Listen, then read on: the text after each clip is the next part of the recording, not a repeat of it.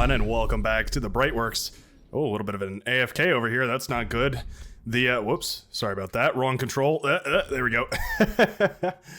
Already off to an interesting start here as one of the players has gone AFK. I fumble my camera controls, and the intro to this video is already off to a wild start. The blue team leader here, Mr. Everest, coming in at 33 true scale. Somehow a lower rank than Rage, who is the green player here. Interesting. Anyways, representing the blue team, going Armada here on the right-hand side of the map.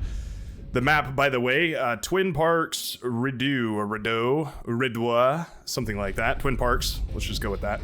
It's a little bit easier to say. Alrighty, Mr. Everest is going to be going up against the lane opponent here, Keith Carlson and Swimman. These two players are usually conjoin their efforts, Mr. Everest and Rage on this bottom lane here. So these two, it's going to be a 2v2 basically down in this southern section here, but it's going to be really important to see who can capture all of this metal right here. Going to be very, very important to see. It's a late game today, and it's going to be a high-level, late-game, interesting match. This is an uncommon map. We've got a long replay file, and we've got some really high-skill players. So I'm excited to see, because that's certainly a uncommon combination. But I'm always here for it, whenever I can, anyways. Sometimes it's hard to get my hands on these replays. I go through replays every now and again that are a couple hours long, and I wonder why. And I just have to scrap a video, and it never feels good. So I try to gauge it as best I can. I know some players are a little more prone to action than others are, so sometimes I tend to feature them a little bit more often. But I'm certainly not opposed to featuring viewer-submitted games like this one here. I believe Jord Laboro was the one who sent this one in, going for a vehicle bay up north here. Really more of a mid-player here, mid-position sort of spawn here. This is quite nice. Autistic Squirrel, quite the username, flying the commander all the way across the map here, transporting it well behind, and well into enemy lines here. Are we going behind enemy lines? Oh, we might actually go all the way. No scouting information here. There was no scout planes built. Are we gonna see this? Oh. It briefly flashed for just a flicker. I don't think they saw it. Oh, what? No, they didn't. They did not see it. Okay, interesting. So, Autistic Squirrel has already managed to fly the commander all the way into the enemy backline without them noticing whatsoever. This just got interesting. Yeah, this is a pretty wild play here. Any radar here for the red team? No radar, so they're not going to see this. Yeah, this commander can fly all the way into the back with not a chance of being spotted here. I don't see why any of these players would build a radar. There's not a lot of incentive. Obviously, you're not expecting a commander to be in your backline. Of course, Autistic Squirrel is now in a weird position too, where all he's got in the back here is a weak little air constructor, not going to be able to put up much of a base here. It'll try its best, build some wind turbines, I suppose. But the commander resting in the back here is going to need to get something done. I think a jammer should probably be the top priority. Interesting, going for a vehicle bay. That's quite interesting. I'll be curious to see how that's going to work out. Hopefully it works out well. We've got a seaplane factory over here. I hear combat. It's like a pawn versus a blitz. The blitz wins. Unsurprising. Oh, he does get the metal extractor. Okay. If he just got the pawn, I don't think that's worth it, but he did get the metal extractor, so I would say that's probably a fair trade. Leaving behind 65 metal in wreckage here. Now, luckily, Mr. Everest will be able to rebuild that metal extractor rather quickly, so not too much harm or foul, but definitely annoying. Definitely very, very annoying. Rage here, transporting his commander as well, moving forward to put down some laser turrets to try and ward off some of these pesky little rovers. They are quite pesky. They're very, very difficult to handle here. Is this game moving slower? It feels like the ticks aren't running at their full speed here. No, I guess that does look normal. I'm not sure why I felt like that looked so strange, but oh, okay. Commander sacrifice up north here. That was the beautiful boom you just saw up in the top right or top left hand corner of your screen. Autistic Squirrel still going for the jammer in the back here. I think this is absolutely the right decision. You get that jammer up, and then you're not going to be detected by a stray radar or a radar plane perhaps that flies overhead. But the red team is completely unawares of the current shenanigans going on in the backline here. So what's the plan? Are we going to roll out with a bunch of vehicles, or was this just for the constructor? Seems like Bot Lab would have been a better choice here, but I guess we can go for some of those. Maybe riot tanks might be a good idea, especially in the early game. You get some of these trappers. Those are radar jammed. They have a little jammer field around them, so you can get those. Maybe build a landmine field out here, so if they try to push into you, you can kill them. I'm just theory crafting here. So one thing about this map is that it's a little imbalanced intentionally. You have these metal extractors here, which are a little bit easier for the blue team to hold, or the southern team. They're a little bit easier on the southern side for the eastern team to hold. A little bit easier on the northern side for the western team to hold. I hope that makes sense. In this game, it's going to be the blue team on the south and the red team on the north.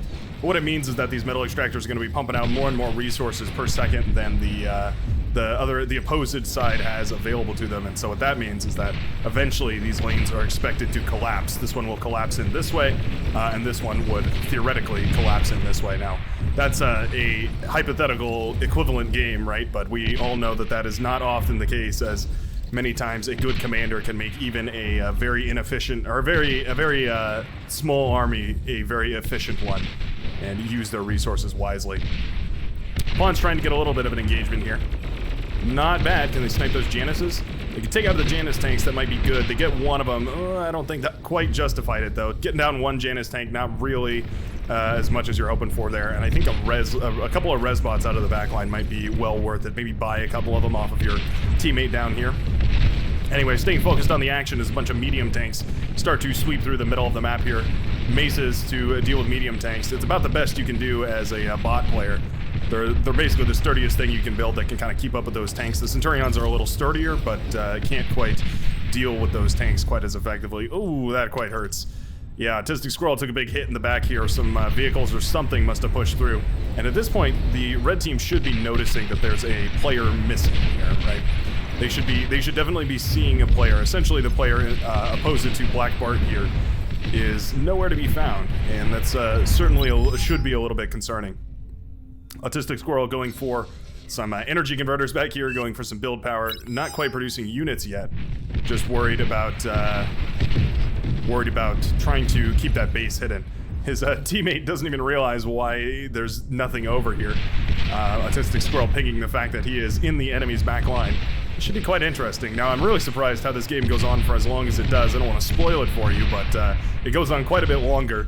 And I really am just curious what happens. I guess I'm not spoiling anything. You can look at the little bar down there, the little name drop unintended, but you can look at the little progress bar to see how long this should be.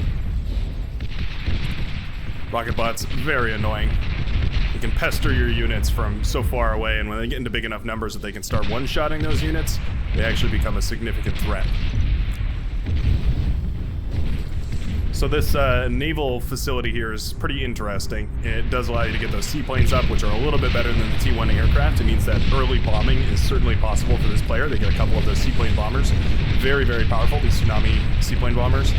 And you can usually use your seaplane aircraft to take down T1 fighters relatively efficiently. Turn the sound down just a smidge here. I feel like it's a little bit too loud. I've been with the help of viewers like you, I've been trying to tune in the audio once more. I go through about a system crash a month, and that just completely destroys the audio profile. So I'm trying to automate the system as much as I can, but it's a struggle. I just appreciate you bearing with me here as I try to figure that out. Okay, finally making tanks back here for Artistic Squirrel. There we go, that sounds about good. A little bit more music going. Don't want to overshadow Ryan Krause's dominance. Very nice song. Soundtrack of the Beyond All Reason game here. Couple of blitzes, getting sturdy with it. Get a nice little trade there, I do believe. Yeah, it looks like some blue blitzes did go down. And you can see exactly what I'm talking about. The snowballing is already ramping up here for Dad Skeleton, who is up north, starting to lay down the artillery firepower. More and more engagements down south here as looks like Mr. Everest is pushing in with some of those medium tanks, trying to get real sturdy with them. The Janus is launching their missiles from behind wherever they can. Very dangerous, especially to clumped up units like this. You can see just a couple of missiles into this cluster of tanks would take everything down at least a couple of notches. Very, very dangerous indeed. Shell shockers are here, and I'd love to see them constantly applying pressure. You really want those 100% of the time firing shells up into the air, trying to hit something. Tanks are thinking about going down south here, but I think they realized there was a commander there in position and not really going to be worthwhile to go that direction just to get degunned and destroyed. I don't want to miss these tanks rolling out here. How many are we up to now? 7 tanks. It's certainly enough to cause a lot of damage in the backline, but there's sort of this critical moment. I think it's actually right now. T2 is just about to finish here for Goaf, and if you could snipe that T2 lab and then maybe take out 1 or 2 more bases on the back of that, you could really cripple these players beyond all reason. Name drop intended that time. Air is stalled out here now. Are we handing out a T2? How kind. Getting out a T2, very, very nicely done. Doing a great job. This engagement is continuing here. There's just an extended engagement between the blue and the yellow. Looks like the commander here for Mr. Everest did actually go down as well as the commander for Rage. They decided to trade out those commanders, I suppose. Maybe they, I mean, it looks like they got a lot of the armies here, so that's well worth it. And Resbots are headed towards the front lines. Very nicely done, yeah. Mr. Everest knows what he's doing, getting those Resbots out. Although I'm not sure where he got it from. But nice that he has it regardless. He can start eating up these frontline units here. Keith Carlson is moving the commander and trying to put posture in such a way that he can retain this medal, but I don't think that's going to be possible, not without a tremendous army to deal with all these units out here. Now, there are missile trucks to deal with these gunships, so despite them being a very powerful force, I think eventually they are going to go down here. Ooh, the commander does manage to get in here. Ooh, and he deguns the wreckage of that commander. That's very nicely done. It's going to shut down a little bit of that reclaim here. Meanwhile, it looks like Rage has managed to eat up almost the entirety of his own corpse. That what do you call it? Self-cannibalism, I guess? Auto-cannibalism? Anyways, it's delicious and well encouraged in Bar because it means that you get to go up to a T2 lab, like you can see right here out of Rage, who is stepping into that T2 zone. Wouldn't even mind Mr. Everest just contributing as much metal as he can into the into Rage's back pockets in order to help with that that growth here. Okay, we gotta send these tanks out soon. The moment is rapidly passing as now T2 has been handed out amongst all the different teammates back here in the backline. Essentially what we're trying to prevent is this T2 transition. Now, he knows once he pulls the trigger, it's essentially over for this, so I wouldn't mind him reclaiming all of this stuff back here and then transitioning back to the base over here. He still has that option with these build turrets over here, plenty of build power to continue growing back there. So I'd love to see these reclaim or these turrets used to reclaim everything back here, but I think Autistic Squirrel is going to go for a little bit more units instead. Not what I would recommend, but certainly a interesting play nonetheless. Getting a commander back there, very ballsy play early on in the game. Could have just been a 1,250 metal drop, but actually managed to pull it off. I'll be damned. Janus is very annoying. They want to push in, fire their rockets, and fall out of combat, and that's basically the cycle that they want to repeat over and over again. Those Mauser are very dangerous, though. Those T2 artillery, long-ranged, medium mobile artillery here.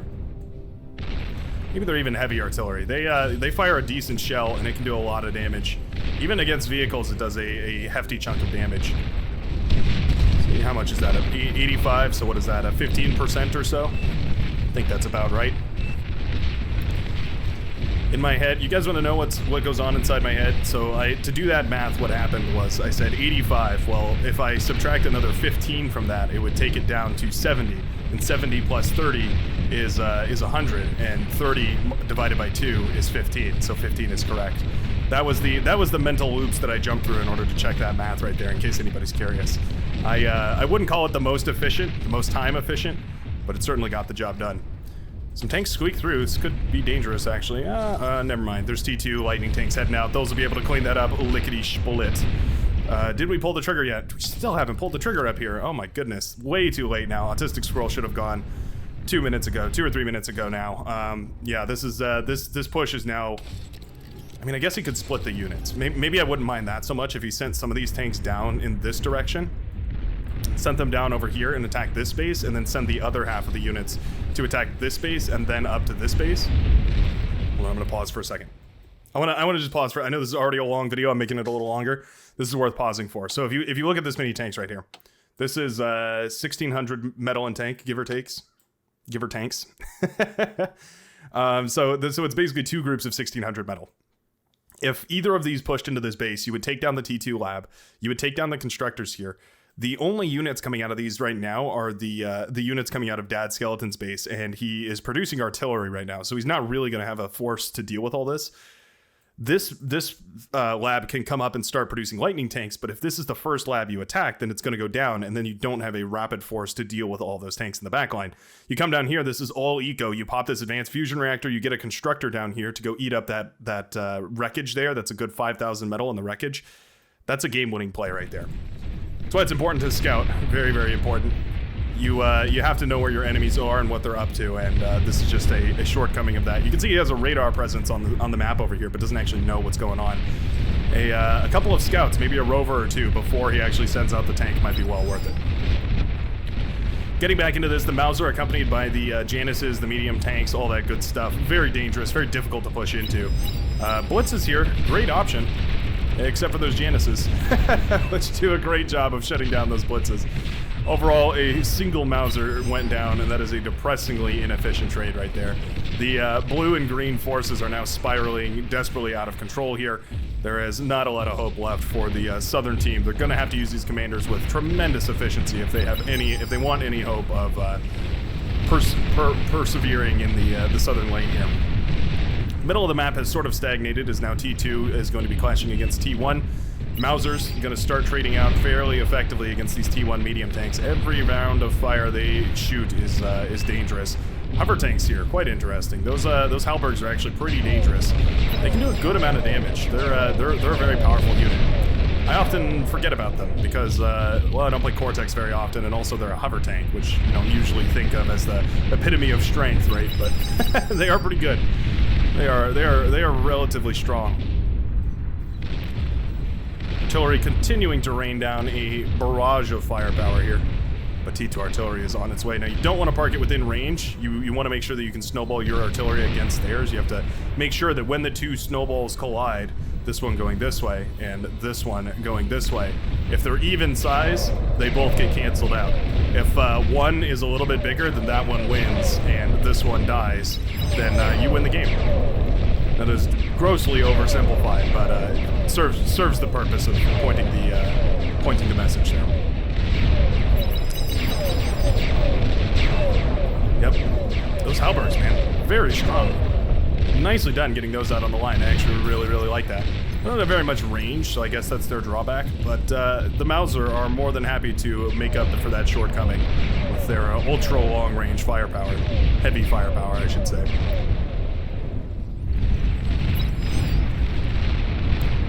Okay, interesting. So a rover spam on the bottom of the map here to deal with the siege of Mauser here trying to push forward.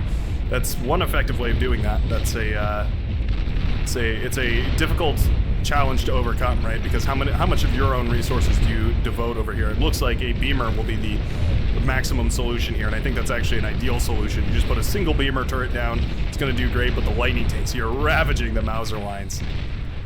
Not as much. I might have overstated that a little bit. A lot of the Mausers stay alive with very low health, which doesn't quite justify those lightning tanks going down. If we look at the amount of metal here. The amount of metal here, I said. There we go. 3.1 thousand metal right there. Certainly enough to fund a decent little bit of eco that could spiral greatly. Oh, all right. Trigger was pulled. Hold on a second. I'm gonna do a rewind here, and we'll go back and look at that. Give me 1 second. Okay, so we backed off about a minute or two from where we just jumped from. The tanks have just rolled out from Autistic Squirrel, just gonna pick off right where we left off. Deciding to just go after orange and pink, I think that's realistic. You can go for both of these players. You can see the reaction as Dad Skeleton's cursor zips backwards here to realize that there's a bunch of tanks in the back line. I don't think they were expecting this whatsoever, so this is quite a nice surprise attack. All of these tanks decide to push out here, and LMAO. Yeah, great damage. Now, I think this is a little bit too late, but it certainly was more than enough. Tons more tanks were built here. How many in total went into this push? I'm going to say about 40. A couple of them have died already, so yeah, a decent amount of tanks have gone into this push. You can see that the base is completely ravaged. One thing I wouldn't mind seeing here is taking all these and telling them to dumbfire on the location of this lab, just to burst it down completely, so it has to be rebuilt, can't just be resurrected. But that is a lot of damage that just collapsed on the red team here, the northern side of the red team. Wanted to back off and get that push here. It's a pain in the ass to do, but it was well worth it to come see this epic play unfold. Squirrel moving the commander into reclaim here, very nicely done. I'd love to see a couple more constructors being built here to yeah, try and reclaim a little bit from both of these bases. There are lightning tanks now to try and shut down a lot of this, as well as some gunships. Wouldn't mind some missile trucks being included in here. Those lashers, those are always very, very nice. You can do quite a lot of damage. Lightning tanks are out now, but those are irreplaceable, right? You cannot make any more of those, or at the very least, Goaf cannot make any more of those. Looks like the orange player just tapped out of the game completely. Realizes this is not really recoverable at this point. No constructors left. Squirrel needs to cloak the commander. Commander's just walking to its death right now. And the lightning tanks do manage to get to the backline, so it's kind of a bummer that these were not dealt with a little bit quicker. We could have seen some static defense. We could have seen a lot of different responses here, but these lightning tanks will shut down the production here of Autistic Squirrel, but it does not matter, as a whole bunch of tanks have gotten to the backline already here. You can see them getting to work. Oh, take out the energy converters. Oh no, tanks are a little unfocused here. There they go. They get the energy converters. That shuts down a lot of the production for Dying Solar System here. And overall, I think this attack was fairly successful. Oh wow, okay, lightning tanks didn't manage to kill the commander, so the production has not stopped back here. We need to see we need to see Autistic Squirrel reclaiming these bases. If we look at the amount of metal, that's a solid, let's call it 9,000 metal. Might be even more there, but yeah, solid 9K metal. That's just open and available right there. Certainly the blue team should be continuing to apply aggression right here. We need units streaming through at full speed. Everybody's got to collapse right now, and this is a win. I mean, this should be a win for the blue team. There's no way that this doesn't result in a win, right? It's possible that I was lied to by the replay file, but this is certainly not the kind of game that looks like it's going to be come back from. Interesting. Hounds hesitant to move forward here. Sir Honeybun got to get in there and get some aggression done. Commander is taken down, as well as all of the laboratory over here. Does mean that a lot of this will just be resurrected. There's no reason a bunch of Resbots couldn't repair all this facility back up to nominal status and get this underway. And in fact, I think that is what Goaf is already working on right now. Getting that bot lab up and running to get those Resbots out and can just put the entire lab back together. That's why it's so important to reclaim all this. Think about if Autistic Squirrel had all that metal, he could just transition into a economy back here. He's already got a fusion reactor underway, which is quite nice to see. But yeah, we could have 9,000 metal under our pockets. I mean, that's a full-on advanced fusion reactor right there. I guess that's how this match continues, is because there's a whole lot of units that can just be resurrected over on this side of the map. Yep, Resbots coming up here. Trying to build an economy. We do have the advanced geothermal. So confused why these units aren't pushing forward. The blue team units could just be ravaging everything over here. Does blue team have an air force? They sure do. These fighters should be trying to take out these gunships that are so overexposed right now. Not sure what the fighters are doing. Yeah, TA-COM not really paying attention at the moment. Asleep at the wheel as these gunships are just destroying everything. Danger pings all around.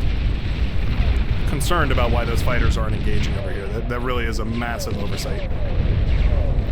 All of these gunships could go down here. That's 13 gunships, and you can take them all down. It's also a ton of metal if you think about it. 2,700 metal and gunships. It's a huge expense. 23 kills between all those too, I just saw. This Mauser line is looking pretty impressive. I think pushing forward here should be possible. Although you need some sort of shock troop in front, so I wouldn't mind either a tick spam or some sort of maybe lightning tank production. Looks like Mr. Evers was one step ahead of me. Already has the ticks up and running, going for a little bit more economy. That explains why there's not as much in the front line right now. Again, the gunships are continuing to ravage this area. Mr. Evers nicely done getting having the foresight to pull an AA truck to the front lines here. It will shut down all of these since the Air Force has decided to sleep at the wheel. Jord Laboro has actually pushed all the way forward now, using those medium tanks to great effect, managing even to kill bulls, which is quite an accomplishment. Those are very sturdy. And yeah, now you can see those bulls starting to go down here, but the medium tanks are falling as well. They're trying their very best. Ooh, advanced fusion advanced geothermal rather right here. It is starting to take fire. I think eventually these bulls are going to clean this up. But there's Mausers walking in, and they can definitely hit it from there. Oh, they're going to aim for it. Yes, this is a great play. This is absolutely tremendous. This is what we're looking for. Yep, the artillery starts to fire away. Oh, there it goes. There goes the advanced geothermal, and that wipes out all of Captain Fishcake's base. What an excellent little push. Very economic. Managed to do a tremendous amount of damage with a very minor force of medium tanks and a couple of Mauser. Very nicely done. Some termites here, but that's you know, kind of an auxiliary issue. Not really a necessary threat to deal with on the main front here. This is a tremendous oversight for the blue team not being way more aggressive here in the northern section. This could have ended the game if these units had pushed in 4 minutes ago, but instead they decided to sit on their heinies and just wait it out, and now there's enough forces to actually repel them up in the northern section. You can see this entire base was rebuilt, and that means that there's very little damage that was actually done in the long run here. Really sad to see that tremendous effort here from Autistic Squirrel just not coming to fruition with any sort of effect here. We have the extended Cortex vehicles. We do not. Okay. Just checking. This is a stock standard game, as stock standard as they come.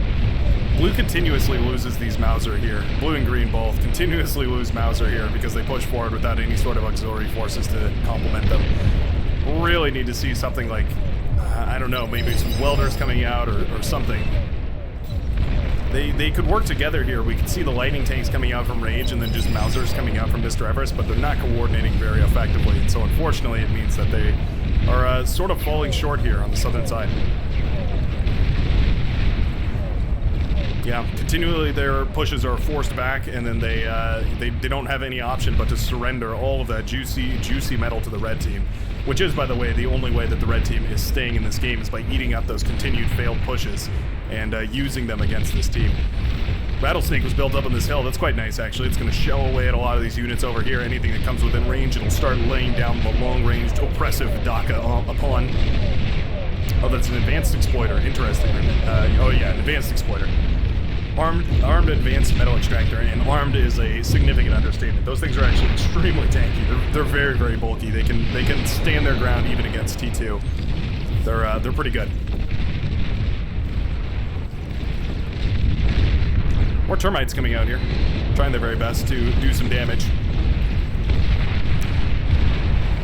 Yeah, this is how this game is as long as it is. It's because this push has failed down here so miserably.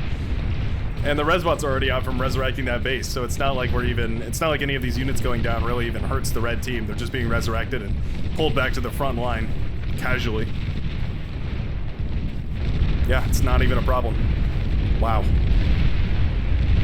What a tremendous failure on the northern side of this team. They definitely failed to exploit the massive opening that Autistic Squirrel left for them. By the way, Autistic Squirrel has gone into a little bit of an economy back here with a T2 vehicle bay, T2 Cortex vehicle bay, getting some of those Tigers out on the field, trying to be helpful.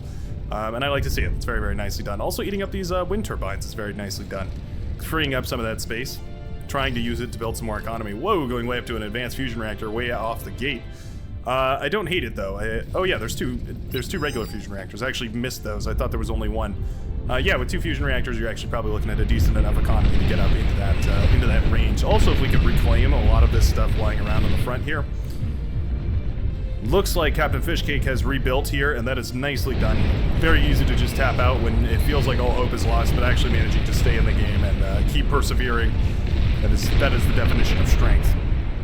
Juno lands here to stop the tick spam for the red player. It's quite annoying to deal with. Should stop the tick spam. There we go. That's difficult, and it's annoying to deal with. You can always switch it to pawns, but it's a little more expensive. A little bit more draining on an eco that is already a little bit behind just because of the nature of this map. It's difficult to justify that expense, right? It's also possible that Swimman hasn't noticed that.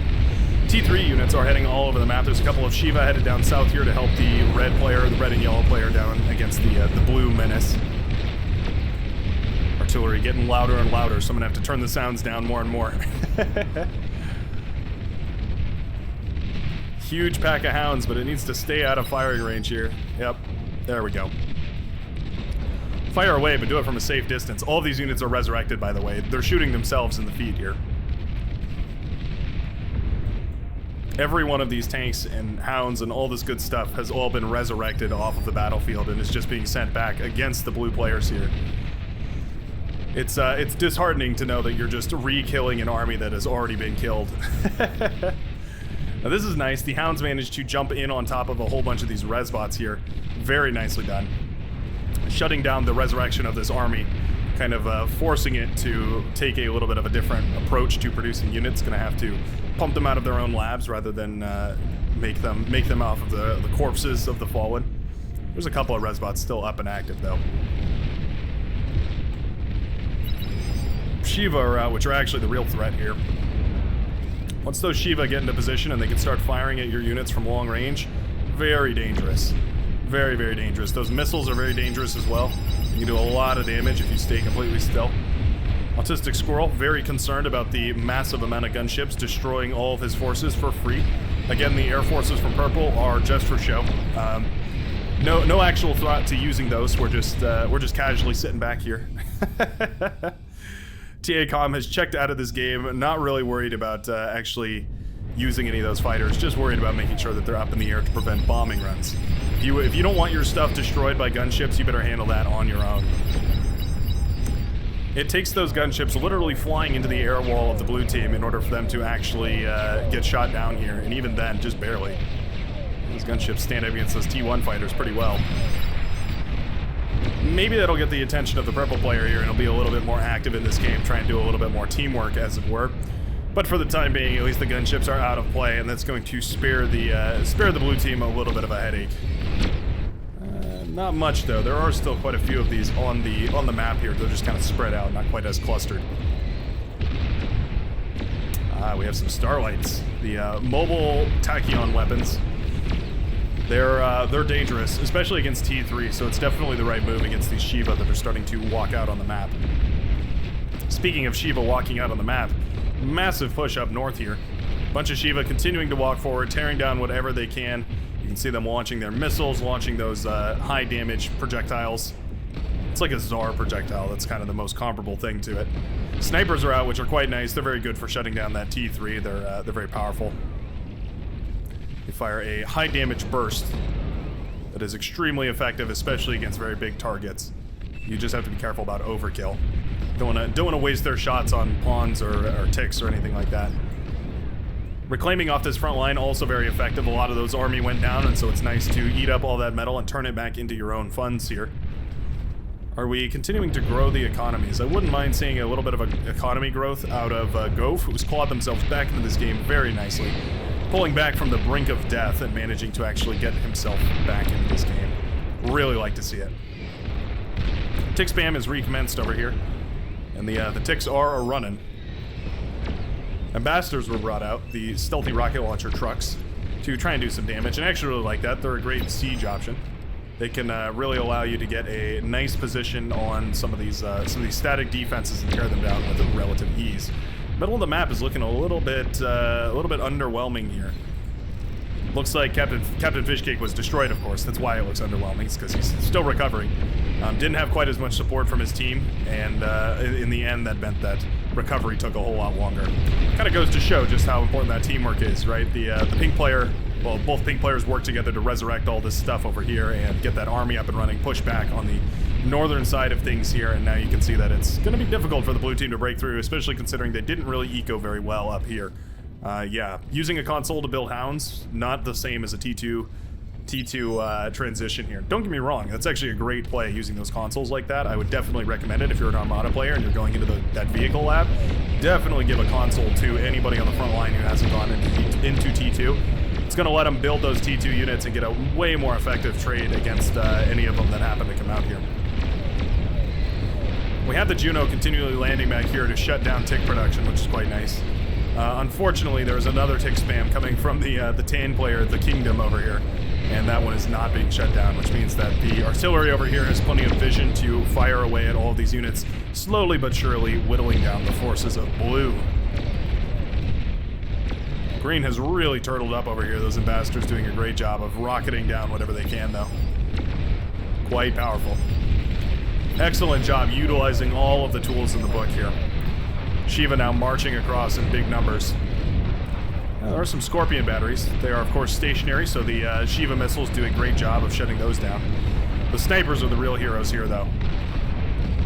Those snipers can shut down Shivas with a relative ease. They're very, very powerful. Getting on top of those snipers is difficult. It's oftentimes way easier to shut down those snipers by just running a bunch of cheap units in front of them to force them to waste their shots. And then you just have and then you have your heavy hitting units walk up afterwards, and they can usually clean up those snipers once they're exhausted. The snipers have a very long cooldown, obviously, and so exploiting that by forcing them to waste those expensive shots is one way to nullify the sniper's effect. It's like putting a band-aid on an open wound, though. It doesn't necessarily fix it. It just applies a little bit of pressure for you while you can group your forces in such a way that you can manage to break the line here. A couple of bull tanks getting on these Mausers is actually very expensive for the green player here. Bull's very sturdy, and they don't go down easy. They also deal a tremendous amount of damage, and the end result is a lot of Mausers that are scuffed up pretty badly. And there they go. All of them start to collapse here. The very last Mauser will go down. Autistic Squirrel clawing back into this game once more, continuing the advanced fusion reactor production, actually building a solid economy back here. I really like to see it. Wouldn't mind seeing this fusion reactor or two eaten up here to fund another advanced fusion reactor. You can just go straight into a third one by eating up these two fusion reactors, and the energy that you lose will be replaced by the advanced fusion reactor, obviously, but it also means that you don't need to build any more energy converters. Just a little note, a relatively minor one on the back of what was a very successful play that just unfortunately was not capitalized upon by the teammates here. I think generally that's the name of this game is just a general lack of coordination between the blue team here, and a tremendous amount of coordination between the red team.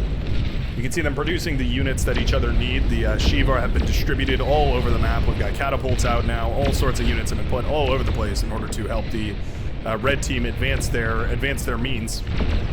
Whereas the blue team feels a little disjointed. They're sort of not as intertwined as I think I would like to see them. Tick spams are quite annoying, but I think they would even do to spread them out even further here. Ticks are running up this hill. That's definitely one exposed weak point here. Bubble shield in this choke point is really nice. That actually shuts down a lot of plasma harassment there. Especially those Mauser become very ineffective, and you essentially have to rely on those Starlights, but relying on Starlights is sort of risky in the sense that they tend to explode. You can see the explosive radius on these bad boys is actually quite huge. Let's see if we can catch them chain reacting here. That little circle is the danger zone, by the way. That's where they do their most damage. And there you go. You can see them exploding. When they're in big enough clumps and big enough numbers, they really do a lot of damage to each other. Can these Starlights reach? They certainly can.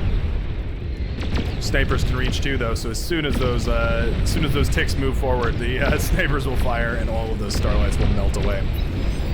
A couple of stealth tanks over here, quite cheeky. And he's trying to move him past. He has the opening. Yeah, you can squeeze him through. Oh, it's close, but he manages to get him past. And will he get him past this? Whoa! RPC nearly friendly fires those stealth tanks there. Yeah, he manages to sneak him past the LLT as well. Okay, this could do a lot of damage. There is a plasma deflector, but he doesn't have to go for red. He can certainly go for yellow. He can now take his time with these stealth tanks and choose the juiciest targets possible. By the way, a couple of nukes have been building in the backline here for the pink player. The light pink player. Plenty of anti-nuke for the very backest of the lines for the blue team. But there's still a couple of exposed areas. You could certainly put a nuke right here. You can put a nuke right here as well. And you could probably put a nuke right here, or especially on this front line, which is very exposed. All good options. A couple of these tanks. You have to get real close for that to work. There we go. The aggression there will seem to be faltered as those tanks have been blown up by the explosion here. It does shut down the economy for the red player, though. Those energy converters do count for quite a lot. Here we go. Energy converters go up. Go up to the APHIS. You gotta keep moving them, though.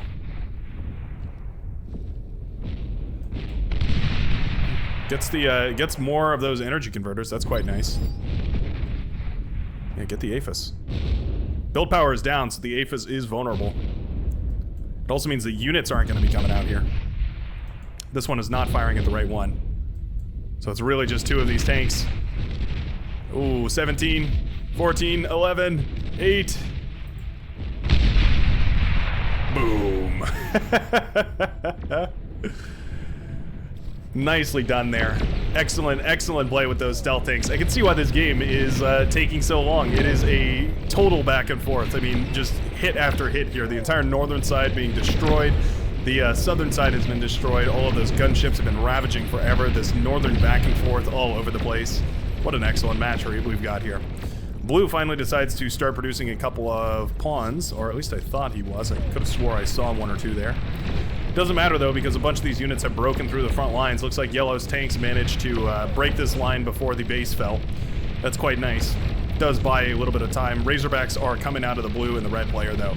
So you, it's that push and pull, right? You give up the front line in order to go up a tech tree, a tech ladder, a tech tier. Razorback having a bit of a moment here. Not really, kind of becoming a pacifist, right? Accepting the ways of the Buddha.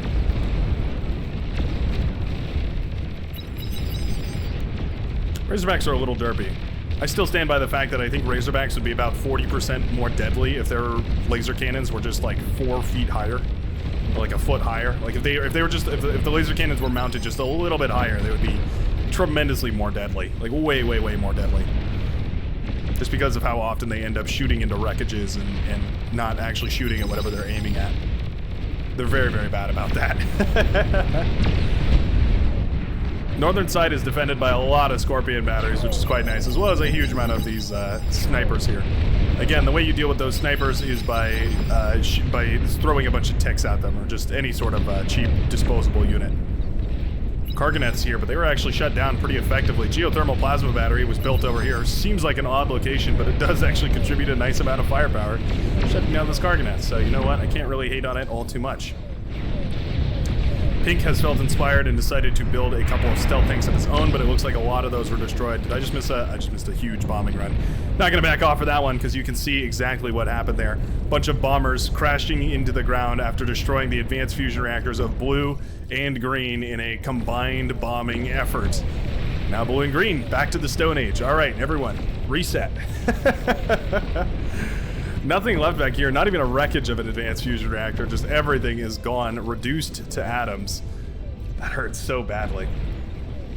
That hurts really, really badly. Meanwhile, up north, they haven't really had the luxury of ecoing quite as hard. There is eco back here for Sir Honeybun, but yeah, the eco is not nearly as tremendous as it was down south. And now these T3 units are gonna have to hold for quite a while, otherwise this is, well, if this front line breaks, they're going to be set all the way back to T1 era, and, well, that's no fun. Feeling a little demotivated here on the fronts. You can sort of feel it. They're, they're taking a second to recover here. Trying to get that T2 lab back up and running.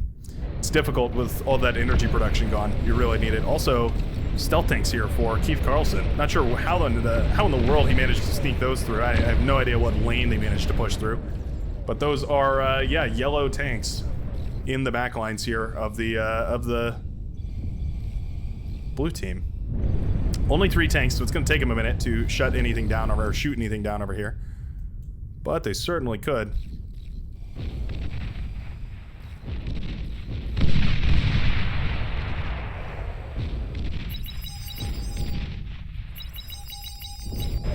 You got to shut down the build power first. Oh, well. These tanks are in a bit of an odd spot. Gotta shut down the build power first, otherwise this won't be effective. But it's difficult to do, especially when you only manage to sneak a couple of those stealth tanks through. Overall, not a tremendously effective stealth tankery, but did its job. And this one's working on this Aphis. If he doesn't pay attention and this Aphis blows up, that is going to be a nightmare.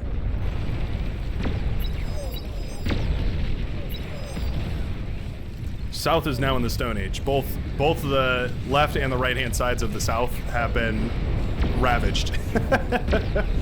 There's very little left for both sides here, although I think there's a little bit more for the red team. He's still working on it, 40% now. 37, 34.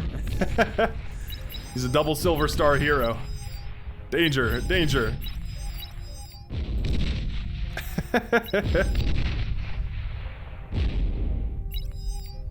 Wow, is he gonna do it? There's no way. A gunship, anything. Oh, he gets eaten up by the con turrets. How unfortunate. What an anticlimactic end to that hero back there. Eventually got that thing down to about 15% health. Wasn't enough though. Again, the purple player really sleeping on the job. These gunships take down all the T3 for the blue player. Man, not I guess worried about that backline here. Was hyper focused over here, having a little bit of an APM problem. 25 open skill. I'm definitely expecting a little bit more of a wider perspective on the map here. These Razorbacks can shoot up into the air, so eventually they'll shoot down these gunships, but it's going to take them a while. And you can see that in the meantime, they're getting scratched up pretty badly. This one down to 18% health. This one also looking pretty low. There is some construction turrets here, so that's nice. Gonna rebuild those eventually. What a back and forth match here. Both teams punching each other in the face, in the teeth, in the groin, as hard as humanly possible. What a dangerous game. What a expensive cluster of munitions over here. If any of these starlights explode, this whole thing goes crazy. That is a huge amount of bombers. Jesus Christ, Autistic Squirrel. You gotta chill with the pings here. Tons of bombers, but they fly right over the anti-air trucks, and luckily saving the day. Oh, the fighters reacted here. Okay. Alright, TA-Com, I see you. Practicing moving around the fighters here, just in case there's anything else you should happen to want to react to, like gunships or whatnot. But those AA trucks, absolute heroes. You can see that all of them have a huge amount of experience now. Saving the day, for sure. Those bombers were headed straight towards the base of Rage, who is managing to claw himself back into an economy of some sort over here, getting up to an advanced fusion reactor. The metal extractors are being upgraded here by the purple player, very nicely done. Doing a great job of supporting around the map, even if those fighters are sleeping behind the wheel here and there. Counter Shiva play is out and about now. Razorbacks beat Shiva, but more beats less. Trump's unit beats unit, so... In other words, yeah, 10 Shiva will beat 2 Razorbacks pretty easily. That being said, the Razorback standing right next to the Shiva does mean they're going to friendly fire, so... I guess that's nice. Catapult also contributing a huge amount of firepower. And down go the Razorbacks. Meanwhile, sniper walls are very, very difficult to push into. It's hard to justify pushing into them, right, if you know that you're just going to explode the second you take a step forward. Razorback retreating off the front line, but getting an excellent trade against these lightning tanks and actually managing to hold. Going to be running into this choke point here and trying to hold as a last line of defense as the advanced fusion reactor comes up and online. Wouldn't mind seeing him eat up this T3 lab to fund the eco change and then get back into T2 here and there.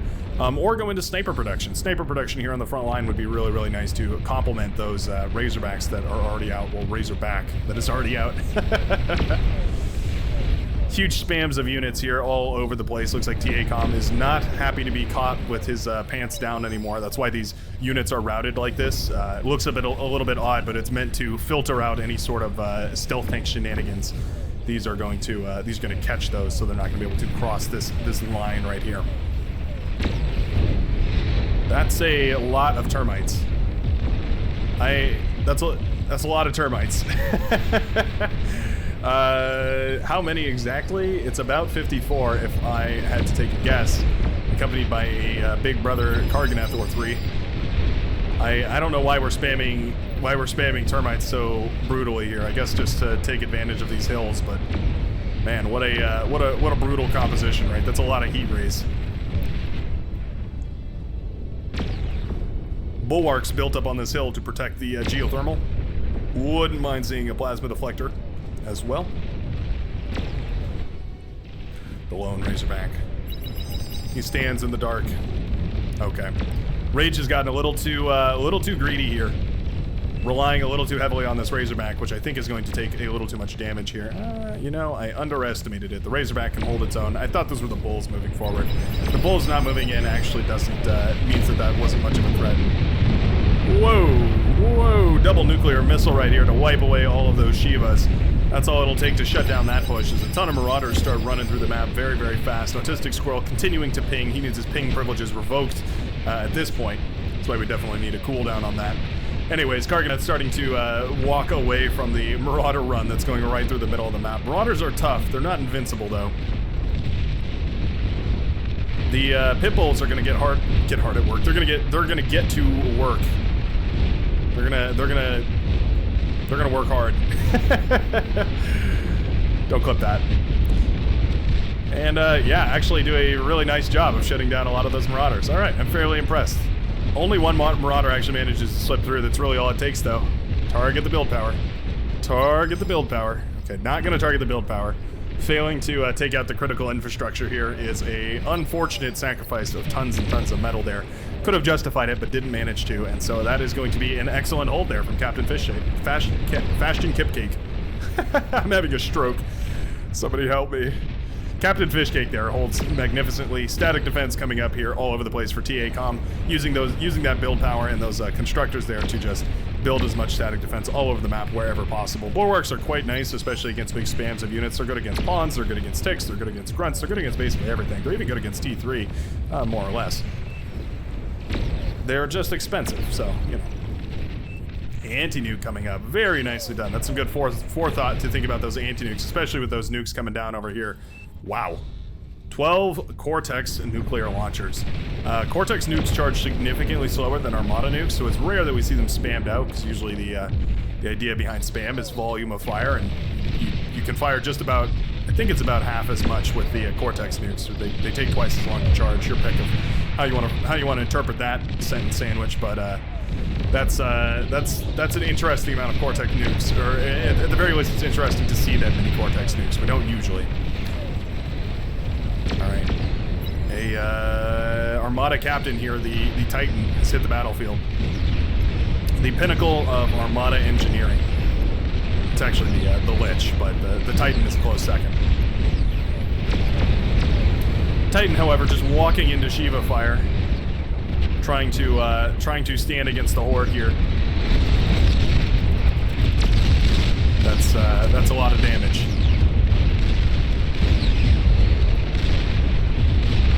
God, I love how beautiful this game is.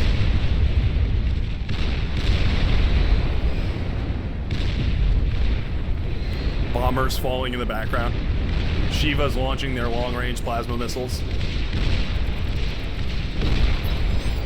What a beautiful game. What a beautiful game. Gunship's getting a little bit frisky with it over here. Not countered whatsoever. More bombers flying in. Do we have any anti-air? Doesn't look like it. Looks like the blue team has figured out that they should start picking a whole hell of a lot more. They've started to use their communication tools a little more liberally. Nuke is up in the air.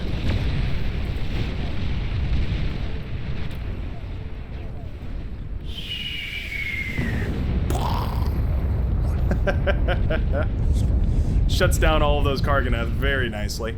Kills a lot of gunships too, unfortunately, but yeah, manages to shut down that T3 push that was coming through the middle of the map there, which is really all that we need.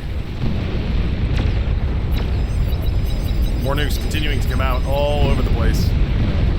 Basically just blowing up the entire middle of the map. One of them will get intercepted by anti-nuke over here, but the majority of them have been very devastating.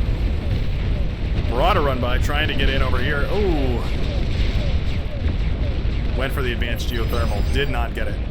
Where is gun? Fuck. I think we're deep enough into this video that YouTube's not going to catch that one. Let one of them slip by. I usually try to keep it a little bit PG, a little child friendly, but you know, sometimes you got to let one fly. Especially when you fail with a massive Marauder push like that. So much metal lying around on the ground there. Activate metal vision. Go! Actually, even more over here from the Shiva and that Titan that was laying on the ground over here. 10,000 metal, 12,000 metal, 7,000 metal. We get into these gargantuan numbers, and it's hard to even realize exactly what you're talking about. We'll love to see some of these T1 constructors repurposed as makeshift reclaim bots. Just have them all spread out over here, and then just give them a nice reclaim mortar to eat everything up over there. I think that would be quite nice. Bulwark's still holding quite strong.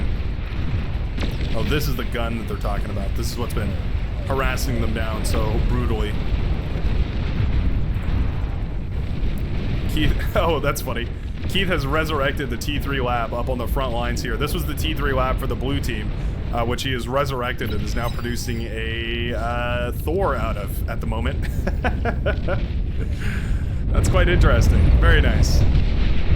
Oh, big nukes all the way across the map, and some anti-nukes gonna come down to finish the job. Pew, pew, pew. Wow, looks like the nukes did manage to break through the anti-nuke shield here and cracked the back line of the blue team. TACOM is now reduced to atoms. There is a single T2 constructor back here. Looks like there is, oh, there's plenty of constructors over here we could use, but the economy has collapsed immediately. Down to 10 metal per second, nothing remaining back there. And wouldn't be surprised if we see him tap out. Although it would be an excellent story if he didn't. If we see him rebuild, that would be, what, the 6th or 7th or 8th player that's rebuilt in this match? Fighters are sent in here to shut down a lot of these T2 constructors. It's quite nice. That shuts off the build power, even though the economic damage already did that in a way. But all those T2 constructors go down, and this will surely stall. Oh, another nuclear attack is launched here. There is 2 anti-nukes over here. There are a couple that are charging their anti-nukes as we speak, but not quite done yet. However, not all of the nuclear launchers fired. However, that's way too many. 1, 2, 3, 4, 5, 6, 7, 8, 9. That's a lot of nukes. Doof, doof. Doof. 1, 2. Oh, he doesn't have it. He does not have it. 3 nukes managed to sneak into the back line here and obliterate the green base one more time. 2nd time dead. That is a huge, huge hit right there. Suddenly, our Rage player down south here, who had rebuilt from essentially scratch earlier, well, I guess in the middle of this game, decides to finally tap out and will surrender all of those units to the blue player here. Maybe he gave them? Oh no, he gave them all to the blue player here. It sort of makes sense. I mean, the blue player is the only one with an economy to spare here, so it sort of makes sense. Not going to worry about producing those units, just going to hand it all over as quickly as possible. Thor versus Razorback. Thor wins. That is a hero Razorback, but the Thor will still claim the victory there. Another Razorback set it out, though, and I think that one will be able to shut it down, as well as the Scorpion battery over here. Probably not going to leak anything through here, but always dangerous. Nope, will not get the self-destruct off. Marauders are looking to run by, though. That is a hero Scorpion battery up there. Excellent placement. That thing can rain down Scorpion battery, or Scorpion sabos from super, super far away. The nuke was launched. They're just launching all over the place. Is this still unprotected by anti-nuke here? Oh no, there's one right in the middle there. Very good.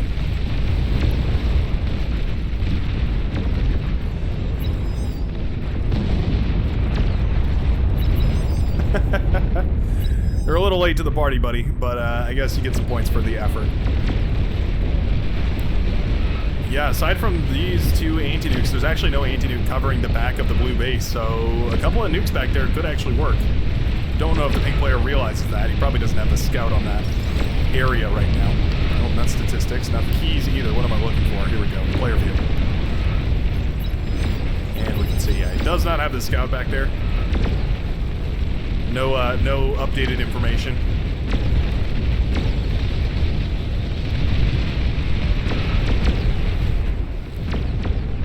Nice little Karganeth T3 push. Some bombers are going to shut down a lot of this, though.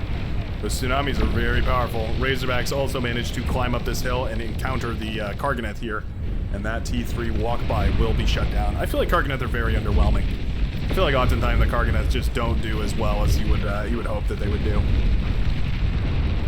Oh, there's an old hound dog outside. Old Ladybird giving us the sweet song of her people. Oh!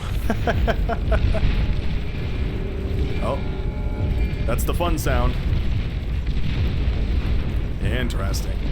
No big anti-nuke clusters here, so certainly enough to penetrate this this green base here. The lone anti-nuke to stop them. to find them and in the darkness bind them, but that's a lot of nukes to deal with. Don't know about this one.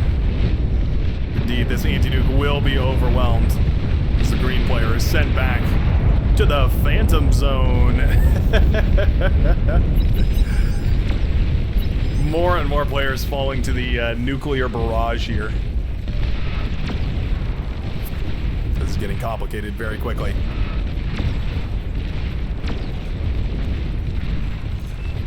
If we look at the resources tab, we can see that the red team is pulling in 1.5 thousand metal per second, more or less, and the blue team is pulling in 1.2 thousand metal per second. So a 300 metal per second lead after 4 bases have been destroyed means that the blue team was up for quite a while and has now been reduced to smithereens here. A bunch of pit bulls are forced to turn around and fire at a lot of medium tanks that are running by, but it means that their attention is distracted from the other side. An excellent push right here as they sandwich all of this static defense, and a lot of it starts to go down. Pit bulls overwhelmed by the amount of T3 and the T1 accompanying it, and eventually this bastion against the dark will fall.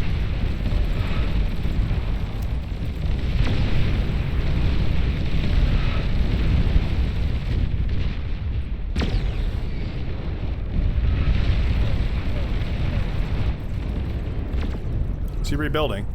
No, Rage has decided not to get back into this game, I think.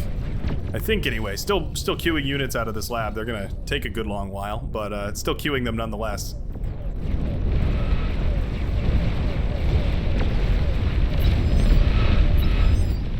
A little bit of an attempted bombing run by.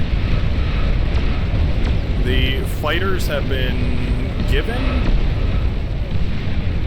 Oh, I see. So the fighters were either, oh no, they were just produced. Okay, so a T2 air lab has been produced here by Autistic Squirrel. Nicely done getting some air up and running, especially if the air has been a little bit shoddy this game. Oh, ticks are managing to run in the back line now. Very dangerous. Oh, the friendly fire from the pit bulls takes out all of those energy converters.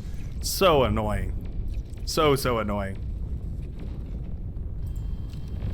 That Tick was trying to be a hero, didn't manage to. Should have gone for the energy converters, I think.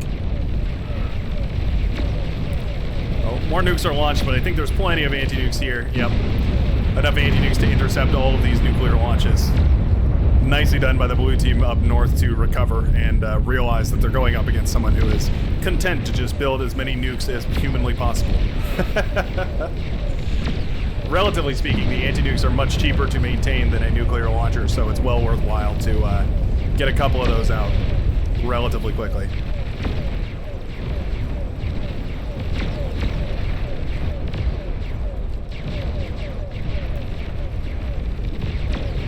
The lines are drawn. Juggernauts are produced. Those are some heavy hitters.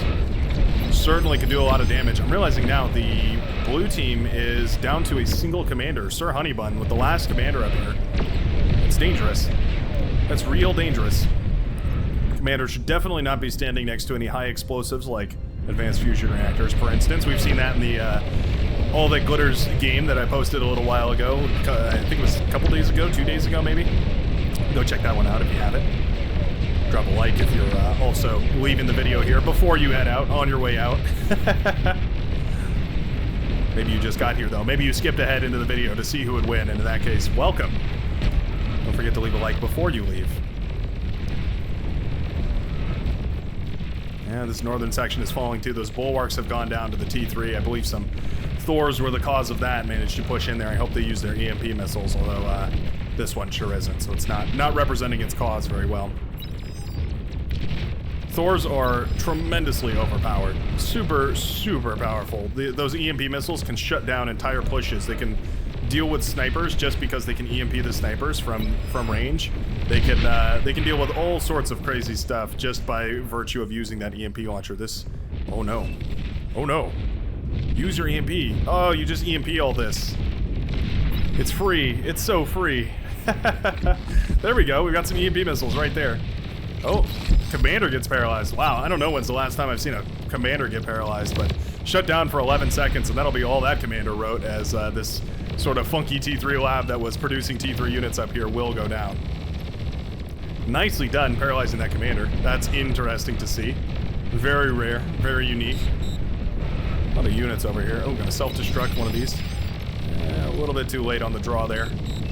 Yeah, those Razorbacks, they can burst you down pretty quick if they get this around, but he does manage to take down the T3 lab, so that's quite nice. More EMP missiles being used. Oh, I'm so glad to see it. Oh, anti-nukes are firing. Nukes have been fired. That's a sure tell sign. Where there's smoke, there's fire. Where there's a nuclear anti-nuke launch, there's a nuke launch. I think these anti-nukes have fired effectively here. Yep, okay. Those anti-nukes did manage to shoot all of them down, but they are drained. There are no more nukes, or no more anti-nukes in the chamber. Well, there's one in the chamber, and the rest are recombobulating here. But if these recharge soon enough, we could see these nukes still slip through. They could just overwhelm it rather than even just managing to pierce it by overflow. They can overwhelm by just producing more volume of nukes than can be competed with. Hard to compete with Nostradamus, though, who went for, what was it, 67 nukes or something like that? Use, question mark? It's a great idea. You should definitely use your units. They're very, very powerful. Units are like static defense, except that they can move, which makes them incredibly powerful. Oh, looks like Rage did decide to get back into this game. I like it. Nicely done. Got back into the game to get lasered down by a laser Gatling bearer here, but, you know, it's the effort that really counts. Razorback sent to deal with this Razorback back there. Razorback back there. There's a sentence for you. Little word sandwich for you. I had a katsu sandwich today. So, fried chicken. It was delicious. Not sure why. I guess that sandwich talk really got me thinking about it. One of the more successful sandwiches I've ever made. Sometimes they are not so successful. Uh-oh. Razorback was not dealt with. There is a Sabo battery here. What the hell was that guy shooting at? Build power goes down, which means the Sabo battery will go down, which means that the constructor will go down. Now the friendly Razorback is here to shoot this guy in the back, stopping the advanced fusion reactor chain reaction. But still, that's a lot of damage going down. Those build turrets going down really, really hurts right here. Hurts the production, hurts the construction, hurts everything. Oh, EMP missiles? EMP missiles? You could shut this whole push down with 2 EMP missiles right now. Yep, there's one. One more. There we go. Nicely done. Doesn't manage to stop them all, but it certainly shuts down enough of them. Ooh, does actually manage to stop basically all of them. Very nicely done. Razorback will be more than enough to clean up the rest of these Marauders as they run on by here. Sabo batteries and pit bulls as well, also very good. Ooh, does manage to chain react the build power though. Very unfortunate. Again, those Thors are so powerful, man. So powerful. TA Comm calls a resign vote. Another nuclear barrage was launched here. Plenty of anti-nukes at this base, though. Yeah, a volley of 6 anti-nukes will be enough. Or an arrangement of 6 anti-nukes, I should say. Should have just continued nuking the blue player here, whose anti-nukes were shut down by the little push earlier. I think that would have worked a little bit better. But oh well. Juggernauts are pushing through. That's very dangerous. Razorbacks spot the Marauders moving in here. Marauders taking down some of the air wall. That's also very annoying. One of those annoying perks about the Marauder.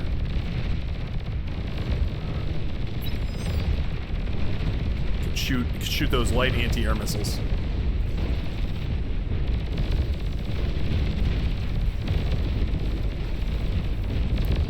Razorbacks and Thors. What a great combo. A match made in heaven. The Liches are out here to try and shoot down these Juggernauts. The gunships are doing a great job as well. Juggernaut having a really hard time dealing with this plasma deflector here. Gonna self-destruct, but I don't think he'll get the chance. Bombers or comms, yep. Bombers it is. Kind of missing, though.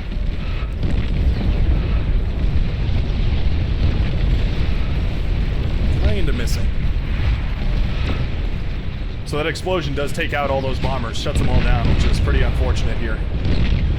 Nuclear bombers killing their friendlies just by virtue of the way that their explosions do a little bit of AoE damage.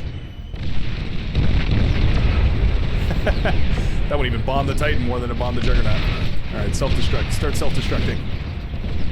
Initiate self-destruct sequence. Not going to. Unfortunate, because he could have gotten a pretty big explosion out of that. I think Armada T3 is a little bit better at punching through defensive lines here. This Juggernaut should start stepping forward. Well, that's a lot of pulsars. It's gonna be costly to step forward there, but it certainly could work.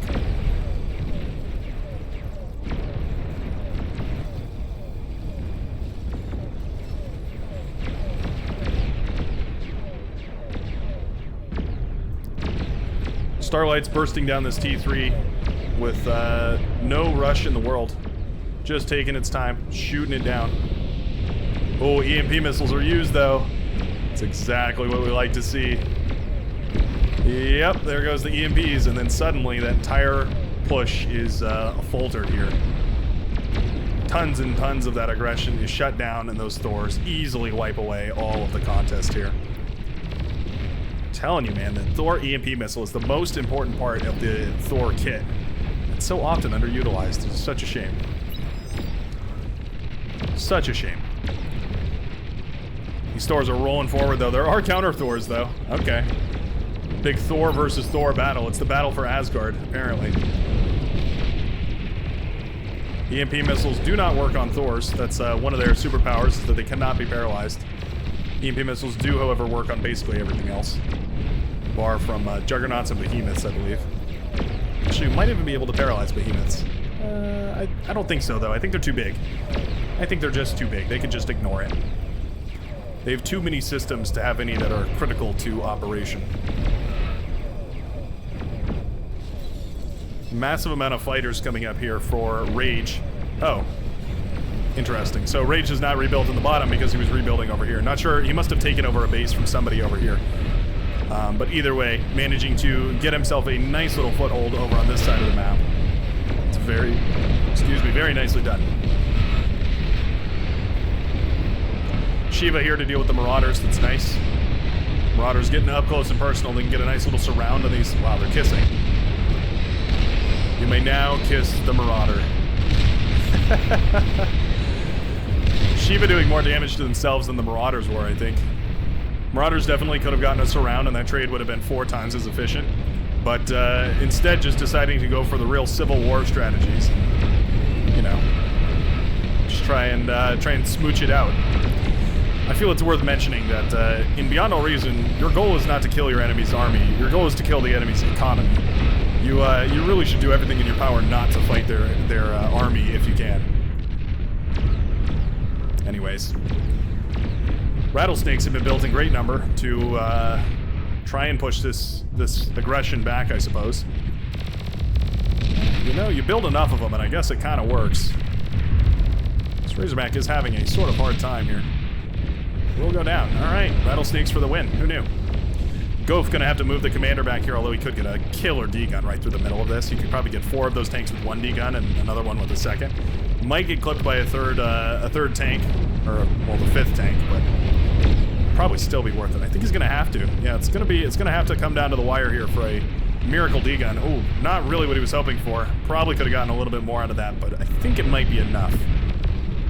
We'll have to see. Depends how much work these pit bulls can do. They're quite strong, and especially with the flanking bonus here, certainly can do a good amount of work here. Pulsar is also contributing some laser fire. Always nice, but these Thors are well within range to start firing on the build power here. They do just clip it, but it's enough to set off that chain reaction, and that is all it took to destroy the production here. Now it's going to be 20 seconds before this Thor comes out, aka not in time to finish this fight. Pulsar's here doing a great job, though. Beamer turret gets the final kill. Wow, what a hero. Meanwhile, a bunch of Titans have pushed through the map. A bunch of Jordan Laboro's Titans have pushed through. Big fighter wall over here. Some nuclear bombers have been set to kill. They're downright set on trying to break into the blue player's base, but there's enough fighters here from Rage to shut all that down. Nicely done having the foresight to get those units out and get the production up and running. Despite that, the Titans have managed to push through. The Juggernauts tried to hold it, but those Titans are fairly sturdy, and they managed to walk on past. Again, you're not trying to punch your army in the army, or your army in the army. You're not trying to punch your enemy in the army. You're trying to punch him in the wallet. That's exactly what that means. Advanced Geos go up, chain reacting basically everything over here, shutting down the unit production for a third time for Rage, who is now, I mean, will he recover? Going on to your third death is pretty tough. 1, 2, 3 deaths, that's what I'll call this video. The blue team has been traumatized into anti-nuclear capabilities here, so no chance that no matter how many nukes you fling at them, any of them are going to get through here. As you can see, there are just way too many anti-nuke systems all over the place. They're not going to lose another brother to a nuclear launch, not this time around. Titans, however, Titans are more than happy to lose to as these bad boys continue walking through. These are some bad brothers right here. How many kills between these two total? 19 kills, but I have a feeling a lot of those kills were fusion reactors and energy converters, so well worth it. These are also the survivors, right? So maybe these ones were at the back. They didn't really get the kills. Won't matter though, as more and more devastation rings true. These Titans managed to take out another base over here and are continuing their rampage across the map. More nukes are launched, trying to break through. It's a tricky battle. I think this Titan might be able to keep pushing. It's going to rally back this direction for some reason. I think that might have just been like an all units queue. Yeah, dealing with a little push over here, trying to keep it together. Medium trying to hold against a Thor. Not a perfect counter, I would say. I like the T2 better than the T1, so bringing out the gunslingers is nice. It's going to allow you to shut down those T1 medium tanks with a little bit more efficiency, but using the tanks to body block the Thor here. Just making sure that it cannot roll forward. It's one way to shut it down. It's a bit odd. It's a bit unconventional, but it is certainly one way to shut it down. Resbots would be another great option here. There's tons of Thors lying on the ground here. No reason you shouldn't pick those back up. Fold them into your own ranks and throw them back at your enemy. Titan just walking along, walking fast, faces past, and he is homebound. Trying to get back to his promised land here. Doing whatever he can along the way. Gonna find a bulwark here that is critically low on energy. Gonna be shooting up at some planes while he's walking. I imagine that the pilots inside of these Titans, I think there's multiple of them. At least I imagine there is. I just imagine that when they're sitting in there, you know, they're talking to each other, and one of them is like, hey, you know, those planes are technically within range. You know, it's like, what? What are you talking about? Yeah, those planes flying above us. You see them on the sensors? Yeah, I see them. They're technically within range. Like I could hit them. Really? Well, go ahead, I guess. Okay. And then they start firing. My ranting aside, Blue Base has been destroyed here. The push has completely crippled the southern section down here. Looks like some Thors came out of the kingdom, managed to sweep their way down south here. You can see the tan colors on these Thors. And one hit is all it takes. Falling out of the bar games. Possibilities. And I don't remember the last lyric to that song, but feel free to comment down below. Let me know. I think it's one hit is all it takes. It just loops again. Anyways, Titans mopping up the last of Blue's forces. Blue is tapped out of this game, and indeed it will be the shining bastion of the Blue forces holding the line here on the northern section of the map.